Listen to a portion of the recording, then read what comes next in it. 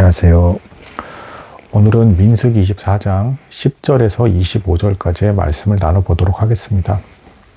이 말씀은 이제 발람이 이스라엘 백성을 축복하는 그 내용 외에도 반대로 이제 이방 족속들의 멸망을 예언하는 내용까지 담겨 있습니다. 여기서 이제 놀라운 특징이 있는데요. 발람은 제가 전에도 말씀드렸지만 멸망에 이르는 악의 자식으로 이제 볼 수가 있습니다. 구원에 이르는 성도가 아니라는 것입니다. 그럼에도 이런 사람들에게도 하나님의 영이나 기쁨을 주는 일이 일어날 수도 있고 잠깐 일시적인 현상입니다. 그리고 잠시 하나님의 말씀을 듣고 기뻐할 수가 있다. 이것은 신약에서 예수님을 따르는 백성들 중에서 진정으로 고난까지 함께 받으면서 예수님을 따른 사람들은 그 수가 적었다. 이것과 일맥상통한다. 이렇게 말씀드린 일이 지난번 영상에 있었습니다. 자, 오늘의 내용은 사실은 조금은 이제 내용은 방대할 수가 있어요. 근데 그 내용의 그 방대함보다 중요한 것은 결국에는 먼저 이것부터 말씀을 드리겠습니다. 성경을 읽고 나서 내가 천국에 갈 성도인가? 나에게 정말 참된 믿음이 있는가? 거짓으로 믿고 있어서 지옥에 가게 되는 것은 아닌가? 이것에 대한 어떤 구별이라고 이제 볼 수가 있겠습니다. 실제로 신약에서도 예수님께서 사역을 하셨을 때 어떤 일이 있었죠? 이제 이 바리새인들은 가장 하나님을 열심히 믿는다라고 생각을 했지만 실제로는 예수님을 믿지 못함으로 말미암아 멸망에 이르게 되었습니다. 이런 것들이 성경이 우리에게 주는 이제 경고인데요. 이 구별에 대해서 하나님만이 가장 명확하게 아시지만 우리 성도들에게 있어서도 스스로를 돌아보아 분별하라라는 말씀에 대해서는 분명히 신약에서도 이야기를 하고 있습니다. 그렇기 때문에 자기가 자기 스스로 내면에 대해서 돌아봐야 될 필요가 있는 것입니다. 자, 이 발람이 제가 전에도 말씀드렸고 오늘도 말씀드리지만 이스라엘 백성에 대한 미래를 예언했을 뿐 아니라 이제 오늘 본문에서는 이방 족속들이 멸망당할 것까지도 예언을 하고 있습니다. 이렇게까지 놀랍게 하나님의 말씀을 받으면서 순종하는 것처럼 보이는 모습을 일시적으로 보이고 있지만 발람의 결정적인 가장 큰 문제는 무엇이었나? 그것은 곧 하나님을 순종하는 것처럼 행동을 했지만 여전히 죄악된 것들을 사랑하고 있었다라는 것입니다. 그러니까 이 가르침을 통해서 우리가 받을 수 있는 것은 무엇입니까? 우리가 하나님을 사랑하고 믿고 따르고 성경적인 지식이 쌓이고 이해도가 높아가는 것 외에 더 중요한 것은 뭐냐? 본능적으로 죄를 미워하는 것이 있어야 됩니다. 여기서 제가 다시 한번 강조를 드립니다. 죄를 단순히 내가 이걸 짓지 말아야지 라고 하면서 이성적으로 생각하는 것을 뛰어넘어서 본능적으로 죄를 미워하고 하나님을 사랑해야 됩니다.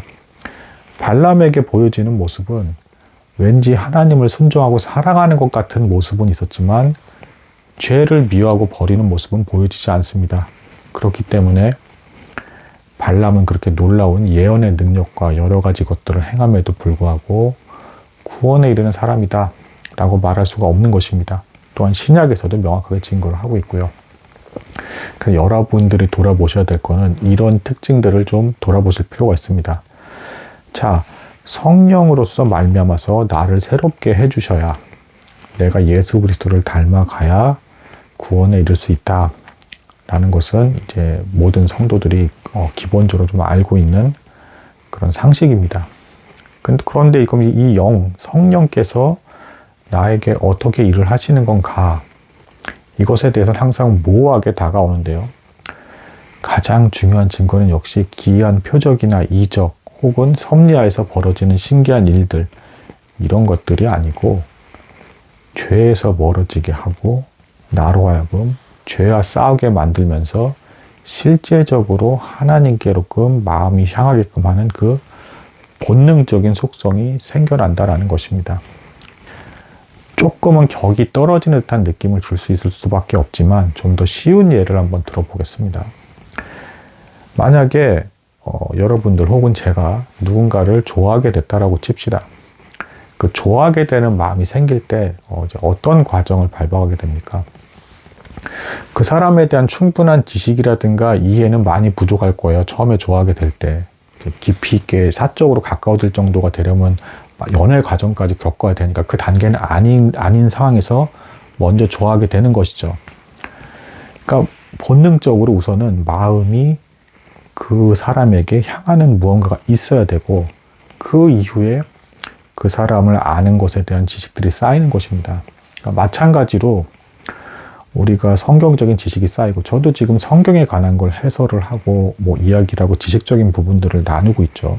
근데 이것에 앞서서 먼저는 하나님의 영이 우리를 이끌어서 왠지 이 말씀을 봐야 될 것 같다. 혹은 섭리하에서 그렇게 인도에 가신다라거나 혹은 초반에는 거부감일 수도 있습니다. 죄된 본성이 남아있기 때문에. 하지만 죄된 본성과 충돌되는 이것을 내가 분명히 이해를 해야 되고 이걸 알지 못하면 내가 생명에 이를 수 없을 것 같다라는 어떤 그런 공포감이나 두려움 같은 것도 동반될 수가 있습니다.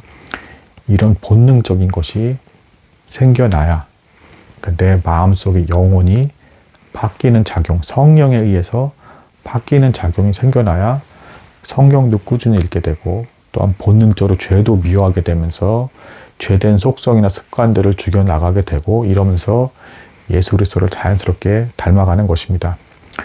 그러니까 성경을 볼 때도 이 성경 말씀이 나에게 깊이 다가오려면 성령께서 역사하셔서 어떤 마음의 감동과 깊이 새겨질 만한 무언가를 주시지 않으면 우리에게 이제 실제적으로 작용하지 않는 것이죠.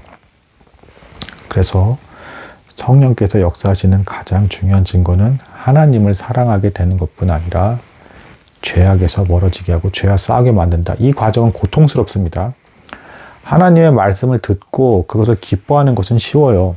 하지만 그 말씀대로 행하면서 죄에서 멀어지는 것은 고통이 따릅니다. 그래서 우리가 구원에 이르는 과정은 죄인 되었던 내가 잘못된 것들을 고쳐나가고 세움을 다시 받는 과정이기 때문에 뒤틀렸고 잘못되었던 이 뼈마디가 다시 맞춰지는 듯한 그런 고통의 과정이 반드시 따릅니다. 지금 이 발람에서는 지금 발람에서 문제는 뭐냐면 이 발람이 행하는 행동에서는 이 사람은 죄된 유혹이 있을 때는 언제든지 발락의 말을 따라서 지금 몇 번이고 지금 장소를 옮겼죠. 그때마다 계속 다 따라갔어요. 그러니까 죄악된 것을 거절해서 뭐 하다못해 도중에라도 난 도저히 이제 더 저주하는 건 시도를 못하겠다. 나한테 죄악된 것을 요구하지 말아라라고 하면서 거절했어야 됐습니다. 근데 몇 번이고 재단이 옮겨지는 과정에도 다 따라가면서 죄악된 건 죄악된 대로 그대로 순종을 하면서 하나님 말씀을 받는 대로 기뻐하는 이런 것은 구원에 이르는 믿음이 될 수가 없다라는 것입니다. 그러니까 하나님을 사랑한다는 것 이꼴 죄에서 멀어진다. 이거 다시 한번 명확히 새겨 들으시고 내가 나 자신에게 말씀을 보고 예배에 즐거움 듣는데 정작 죄에서 멀어지고 악한 것에서 벗어나려고 하는 그런 마음이 생겨나지 않는다라고 한다. 그러면 깊이 회개하시고 기도하시면서 나를 죄악된 어떤 속성에서 건지시고 실제로 예수 그리스도를 닮아갈 수 있게끔 간절히 기도하시고 성경을 보면서 애쓰셔야 됩니다. 이것이 대단히 중요한 내용이기 때문에 다시 한번 말씀을 드립니다. 오늘 본문의 내용은 이제 결국 이제 발락이 발람을 통해서 저주하려고 하는 것을 이제 포기를 합니다. 포기를 해서 보내는 과정에서 이 발람이 이제 이방 족속, 모압을 포함해서 이 주변에 있는 이방 족속들의 멸망까지도 예언을 하고 있는 것입니다.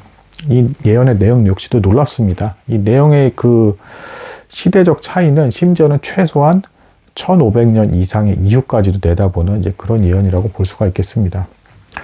자, 그래서 이스라엘에게서 규가 나온다라고 했고, 이 규가 이제 이방 족속들을 무찌르고 멸망시킬 것이다 라는 이제 그런 내용이에요. 여기서 이 규는 당연히 예수 그리스도, 그러니까 왕이신 예수 그리스도를 상징하실 뿐더러 이제 구약에서는 이제 다윗을 상징하는 것으로 보기도 합니다. 다윗이 실제로 이제 주변의 이방 족속들을 전쟁에서 모두 이김으로써 일시적으로나마 복속을 시켰기 때문에 다윗을 통해서도 예언이 어느 정도 실현이 되었다라고 보는데요.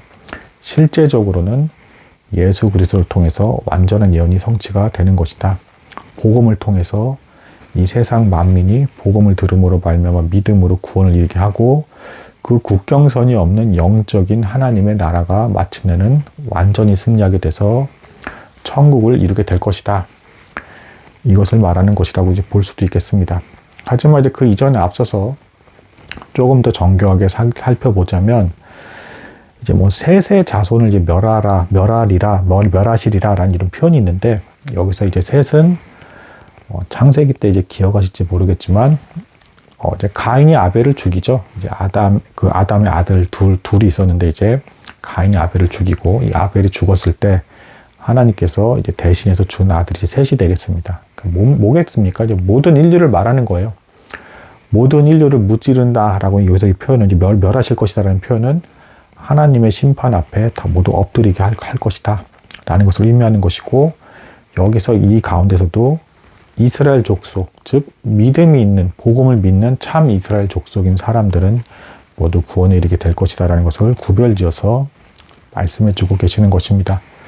뭐 주변에 뭐 이제 이 이방 족속들 중에는 뭐 모압이라든가 에돔이라든가 기타 이 족속들도 결국에는 길게 가지 못하고 멸하게 될 것이다 라는 것을 하나님께서 분명하게 언급해 주고 계시고요. 겐 족속과 가인 족속에까지도 이제 이야기가 나오고 있습니다. 가인 족속 역시도 여기서 이제 아수르를 통해서 망할 것을 분명하게 선포하고 있습니다. 아수르가 이제 나중에 어떻게 합니까? 이제 이스라엘 백성이 약속의 땅에 들어가서 나라가 세워졌을 때 10지파로 이루어진 북이스라엘과 밑에 있는 남유다로 나뉘죠. 그때 아수르에서 이스라엘의 이제 북이스라엘의 10지파가 망함과 동시에 또한 겐 족속과 가인의 족속 역시도 망하게 될 것이다. 하지만 이 아수르조차도 바벨론으로서 이제 나라가 바뀌게 될 것이고 여기서 더 선명하게 놀라운 예언의 말씀에 의하면 배를 타고 오는 헬라인들을 말합니다. 그리스인들. 알렉산더 대왕이 쳐들어오죠. 그래서 알렉산더 대왕에 의해서 이 바벨론들과 멸망하게 될 것이고 그 이후에는 로마에 의한 지배가 또 시작되게 될 것이다. 이런 놀라운 예언의 말씀이 담겨 있습니다. 뭐겠습니까? 이 땅에 있는 나라는 아무리 강성해 보이고 강력해 보인다 할지라도 결국엔 망할 것이고 심지어는 이스라엘 족속이 이런 나라 중에서도 10지파가 망할 것이고 남유다 역시도 이제 결국에는 알렉산더 대왕과 로마 제국에 의해서 핍박을 받고 박해를 받으면서 무너지게 되죠. 눈에 보이는 이 나라들은 모두 사라질 것이지만 예수 그리스도를 믿음으로 말미암는 복음으로 인해서 세워지는 하나님의 참된 교회, 거룩한 신부 이 나라는 영원하게 지속될 것이며 그것이 곧 천국을 이루는 시민, 백성들을 이루게 될 것이다 라는 것을 분명히 가르쳐주는 본문이 오늘의 말씀이 되겠습니다. 이 내용, 제가 지금 말씀드린 이런 내용을 하나하나 정확히 여러분들이 이해하시고 암기하시는 것이 중요한 것이 아니라 제가 다시금 말씀드리지만 지금 이 말씀은 발람에게 주어진 말씀입니다. 그러니까 악인들조차도 이렇게 성경을 이렇게까지 이해하고 예언하고 어느 정도 깨달을 수가 있어요. 하지만 더 중요한 건 뭐겠습니까? 여러분들이 구원에 이르야겠죠. 구원에 이르려면 요한복음의 말씀대로 혈통이나 육종으로 말미암지 않는 하나님의 전적인 은혜에 의한 심령의 변화, 영적인 변화가 있어야 된다. 근데 이 영의 작용은 눈에 보이지 않는데 그럼 어떻게 압니까? 이제 결과를 보면 알 수가 있는 것인데 하나님을 단순하게 사랑할 뿐 아니라 더 나아가서 죄악된 것에서도 멀어지는 이런 분명한 변화가 있다. 그래서 날마다 회개하고 죄를 짓지 않기를 애쓰면서 하나님의 말씀을 사랑하게 돼서 보고, 그러니까 이 영적인 변화에 대한 결과로 인해서 어떤 사람은 뭐 신학도 하기도 하고 성경을 열심히 읽고 더 기도를 많이 하기도 하고 이런 행동들을 하는 것입니다. 곧 성령으로 말미암은 역사하심으로 인해서 그리스도를 바라보게 만들고 그리스도를 믿음으로 말미암아 죄에 대해서 회개하는 중에 그리스도를 믿음으로 말미암아 그분을 닮아가는 과정에서 기쁨만 있을 뿐 아니라 고통의 과정으로서 죄와 싸우고 힘든 죄에서 멀어지면서 선한 동기에 의해서 하나님의 다스리심과 지배를 받는 이런 과정들을 겪게 된다. 그래서 참된 구원의 길은 말씀을 기뻐하는 그 기쁨만 있는 것이 아니라 죄와 싸워나가면서 과거에 죄악된 나와 멀어지는 고통의 과정도 있다. 원어적으로도 실제로 죄에서 이제 멀어진다라는 것에 대한 의미는 구부러졌던 것이 이제 펴진다라는 의미가 있습니다. 이제 잘못 뒤틀려졌던 어떤 몸도 펴질 때 정말 아프지 않습니까? 하지만 살기 위해서는 그런 과정을 겪어야 되는 것이죠. 이런 과정들이 여러분에게 삶 속에서 실제로 존재할 때 성령께서 역사하신다라고 볼 수가 있는 것이고, 구원에 이르는 믿음에 이를 수 있는 것이다. 내가 구원에 이른 믿음을 가지고 전적인 은혜로 너무 감사한 가운데 하나님의 길을 가고 있구나라는 것을 확신할 수 있다는 것입니다. 이 발람의 잘못된, 죄악된 모습을 통해서 우리는 이런 교훈을 얻을 수 있다는 것입니다. 오늘은 여기까지 하도록 하겠습니다. 감사합니다.